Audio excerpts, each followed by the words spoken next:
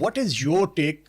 جو امیجری اس وقت بتا رہی ہے کہ بڑی خاصی ڈیوسٹیشن نظر آتی ہے خاص طور پہ فردو کے اوپر، اس کا امپیکٹ آپ کتنا ڈیپ دیکھ رہے ہیں فردو کے اوپر؟ یہ جو جی بی یوز جو انہوں نے یہاں پہ گائیڈڈ بامب یونٹس استعمال کیے ہیں، یہ تھریٹ نون تھی آج سے 20-25 سال پہلے بھی. یہ کیپیبلٹی جو ہے یہ نئی نہیں ہے.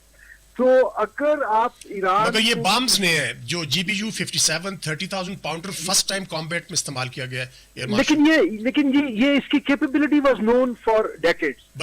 اور یہ آپ اگر میں اپنے آپ کو ایرانین پلانرز پہ کی جگہ رکھ کے دیکھوں تو سب سے پہلے جب آپ کوئی بھی نیوکلیئر فیسلٹیز ڈیولپ کرتے ہیں، اس کا انفراسٹرکچر بناتے ہیں، تو آپ اپنی تھریٹ انوائرمنٹ کو دیکھتے ہیں اور اس کے مطابق اس کی سائٹ سلیکشن اور پھر اس سائٹ کی اسپیسیفیکیشن کہ آپ نے اس کو کس لیول کی تھریٹ پروٹیکشن دینی ہے. بٹ آئی ڈونٹ انڈرسٹینڈ، جب آپ یہ کہتے ہیں کہ اس کی کیپیبلٹی سیم ہے، وہ کیسے آپ کہیں گے کہ کیپیبلٹی سیم ہے؟ on the contrary it is a massive bomb جو پہلے استعمال نہیں ہوا.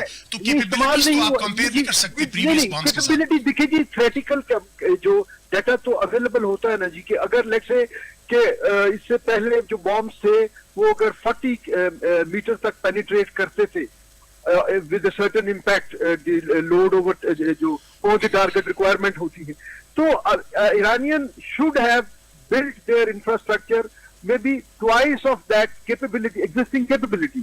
کیونکہ یہ primarily pertain کرتے ہیں جی civil engineering کو.